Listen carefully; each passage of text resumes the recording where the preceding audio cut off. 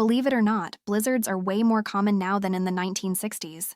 So here's how to prepare. Start by creating or buying a snowstorm prep kit. Make a vehicle emergency kit too in case you get caught while on the road or have to evacuate. Beforehand, insulate your pipes and trim dead trees and branches in case they fall on a power line. You'll also want to keep salt and sand for your walkways and driveway on hand, charge devices and power banks in case of a power outage, and fill a clean bathtub for extra water. Here are some things not to do during a snowstorm. First, don't burn down the house. If your power goes out and you use candles, be careful with them. Second, don't use your oven for heat. Leaving your oven open while it's on can release deadly carbon monoxide into your home. Third, don't use a generator inside. If your generator uses fossil fuels, it needs full ventilation, otherwise it could kill you. And remember, being mildly inconvenienced is better than being dead. Now you're ready to survive.